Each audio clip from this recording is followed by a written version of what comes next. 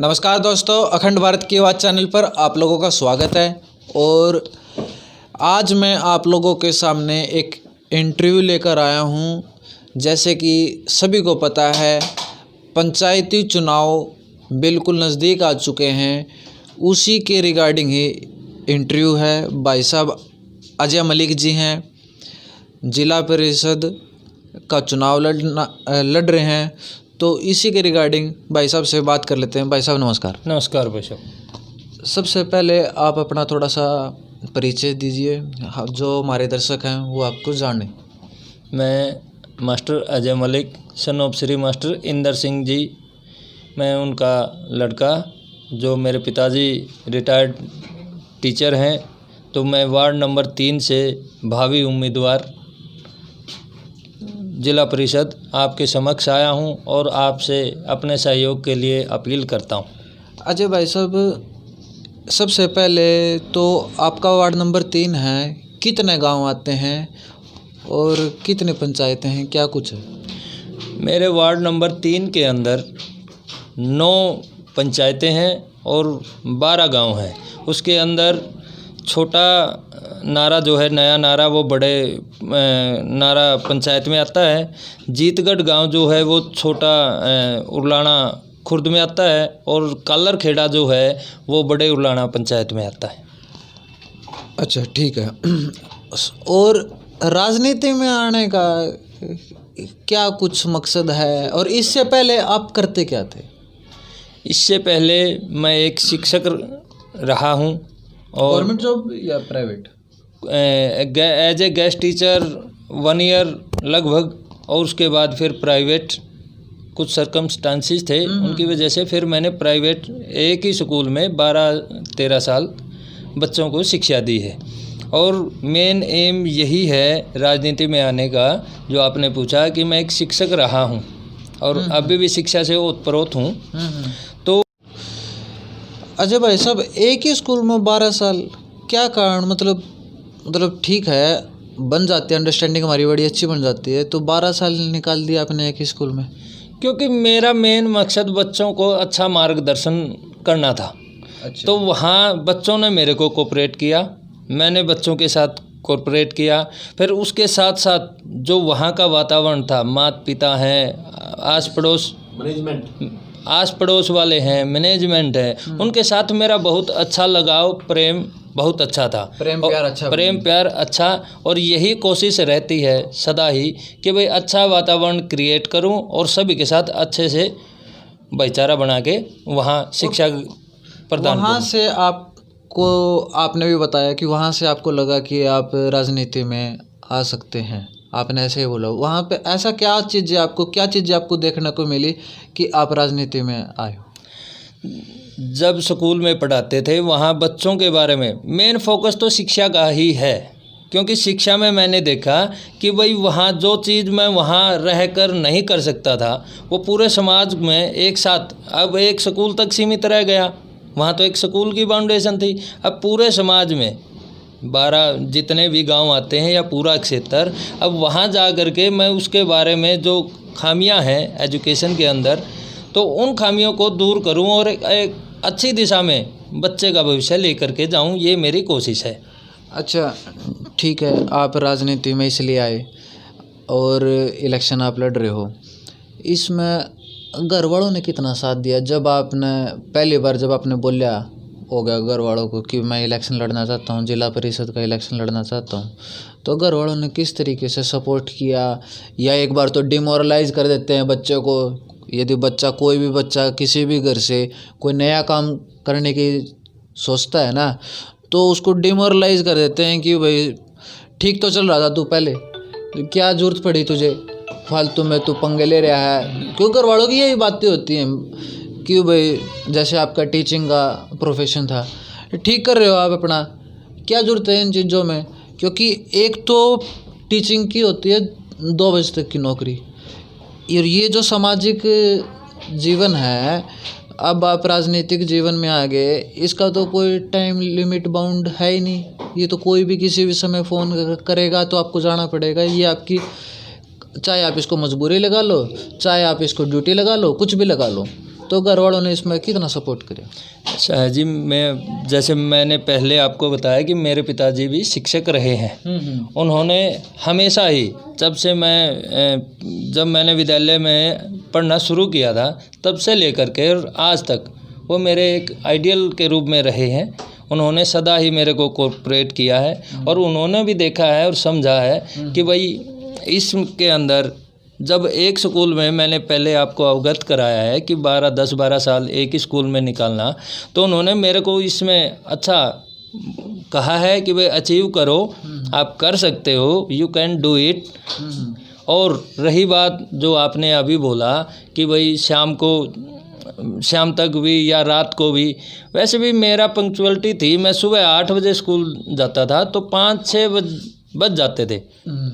मैंने अच्छा कहीं भी लगा वहाँ मैंने सहयोग किया है, और जहाँ मेरे को ये लगा कि भाई यहाँ आपका 100% नहीं है तो वहाँ थोड़ा सा फील भी होता था, कई बार जानते हुए भी अनजानपने में गड़बड़ हो जाती थी। अच्छा ठीक है, आप इलेक्शन आपने लड़ने का अपना मन बना लिया, आप लड़ भी रहे हो। एक बात बताओ मुझे, मैं आपसे इस पे बस एक प्रतिक्रिया जानना चाहता हूँ। कोई भी छोटा इलेक्शन हो, बड़ा इलेक्शन हो, किसी भी स्तर का इलेक्शन हो, इलेक्शन से पहले डोर टू डोर कैंपेनिंग होती है, इलेक्शन के बाद क्यों नहीं होती? कोई भी नेता है, छोटा हो या बड़ा हो, उसमें इलेक्शन से पहले ऐसा क्या है कि वो जाते हैं? या तो वोट की भूख है, वोट की भूख ही है। इलेक्शन के बाद जैसे जन समस्याएं हैं, जैसे मैं आप जिला परिषद से लगा लूँ तो गांवों के अंदर कि थोड़े टाइम बाद, महीने की, 15 दिन की, 20 दिन की, हफ्ते की, 2 हफ्ते की, ऐसे मीटिंग्स होनी चाहिए, चाहे चौपाल में हो जो, चाहे स्कूल में हो जो, कि लोगों से इंटरेक्ट भी रहें।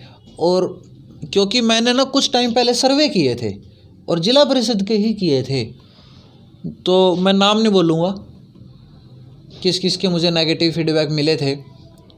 यदि किसी को देखना भी है तो मेरे सर्वे उठा के देख लो, उनमें सभी के हैं, मोटा मोटी सभी के हैं और सब के ही फीडबैक हैं उसमें।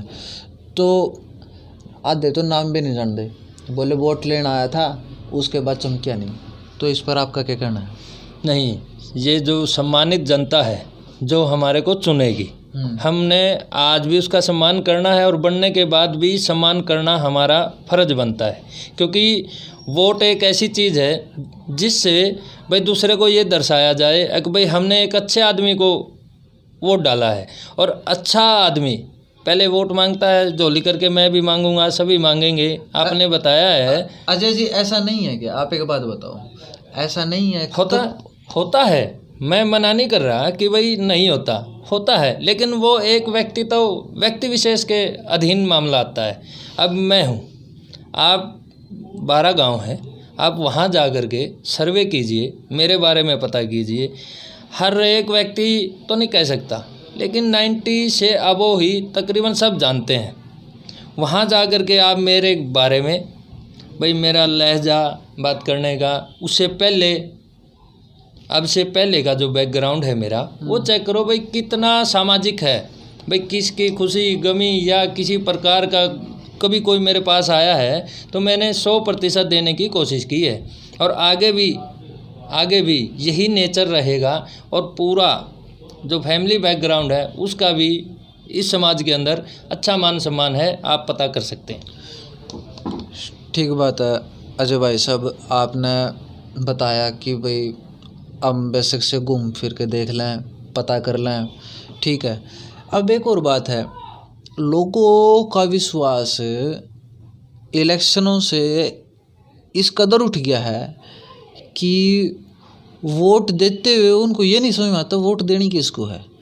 क्योंकि मेरे हिसाब से बहुत कम लोग ही दोबारा उस चीज़ को अचीव करते हैं।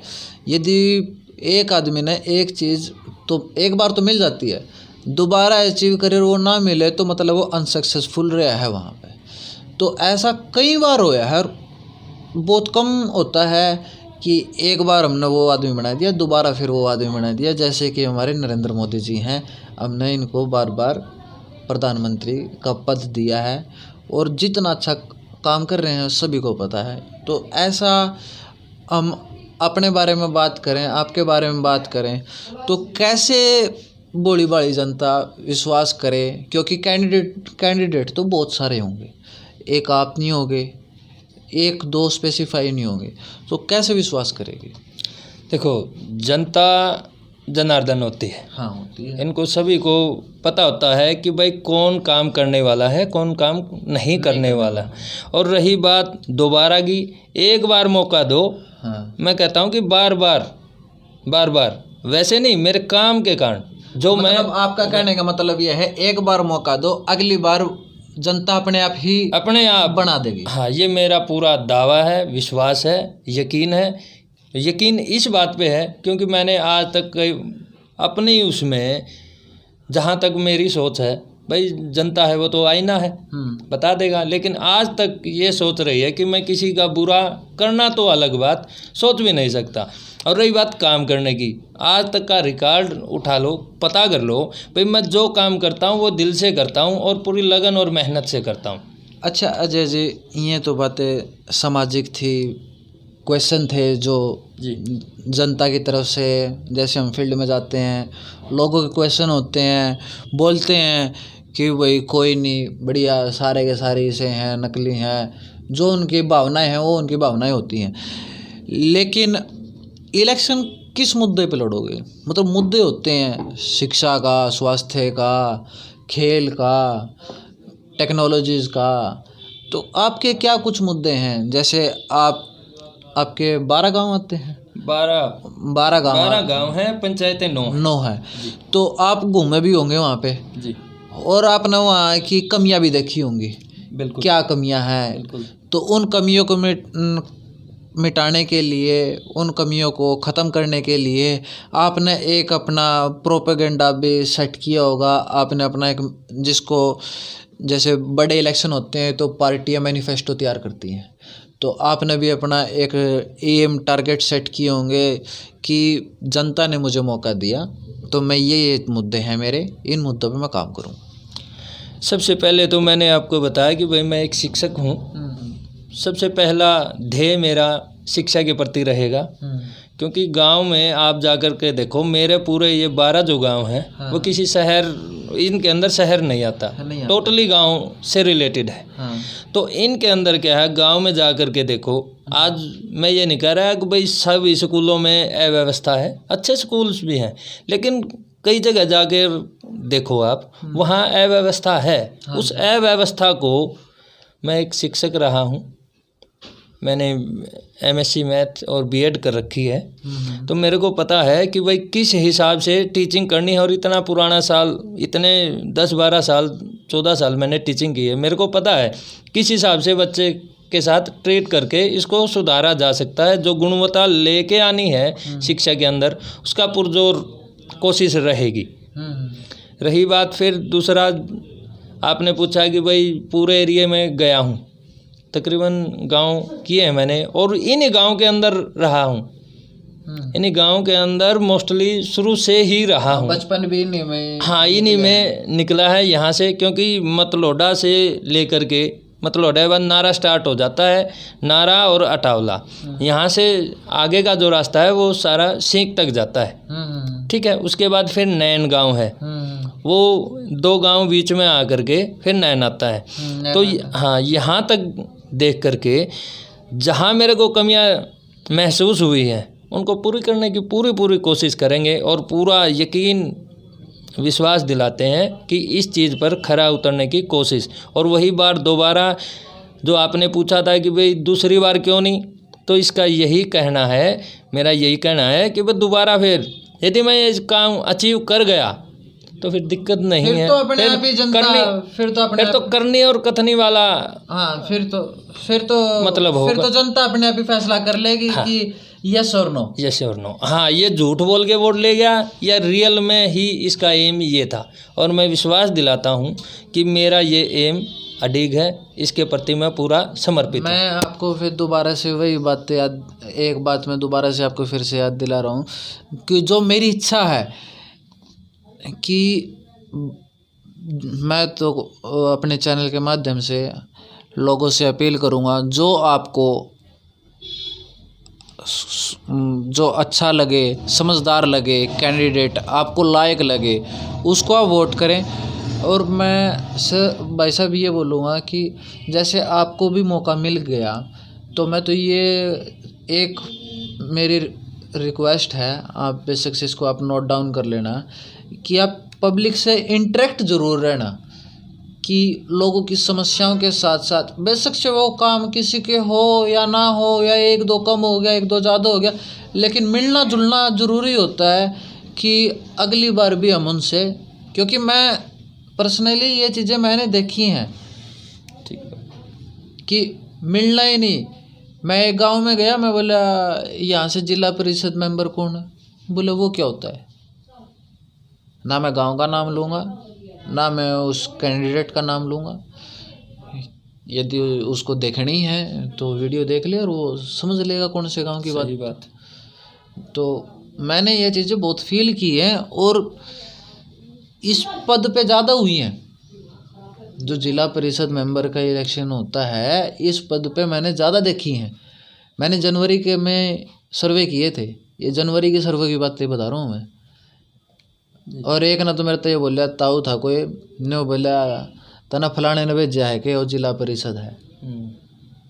मैं बोला ना ताऊ, मैं किसी ने नहीं भेजा, मैं तो अपनी इच्छा था सर्वे कर रही हूँ। तो अजय जी, मेरा बस दोबारा कहने का मतलब यही था, क्योंकि ये चीज़ मैंने देखी है, ये चीज़ मुझे कमी खली है। तो मैं प्रार्थना करूँगा कि जनता आपको मौका दे। यदि आपको कुछ जनता से अपील करनी है तो आप कर सकते हैं। हाँ, मैं जनता से सिर्फ यही अपील करता हूँ कि एक बार मेरे को अवश्य मौका दें, और फिर देखें भाई मैं अपनी बात पर अडिग हूँ या नहीं, बाकी फैसला जनता का। तो please vote for Ajay Malik. धन्यवाद। तो जैसे कि आप लोगों ने अजय भाई साहब के साथ इंटरव्यू किया, और यदि कुछ क्वेश्चन रह भी गए हों तो कमेंट करके बता दियो। मैं अजय भाई तो फिर थोड़ा टाइम ले लूँगा, और फिर बैठ कर फिर जनता के भैया के, क्योंकि जनता ही जनार्दन होती है, वो पॉलिटिक्स के लिए ही नहीं, वो मीडिया के लिए भी होती है। भगवान है जनता हमारे लिए, जो ये बोलेगी वो हम करेंगे। तो जैसे इनके क्वेश्चन हुए तो भाई साहब को फिर बिठा लेंगे, फिर पूछ लेंगे। तो इस वीडियो के साथ अपनी ये वीडियो मैं यहीं पे समाप्त करता हूँ। जय हिंद, जय हरियाणा, जय भारत। धन्यवाद।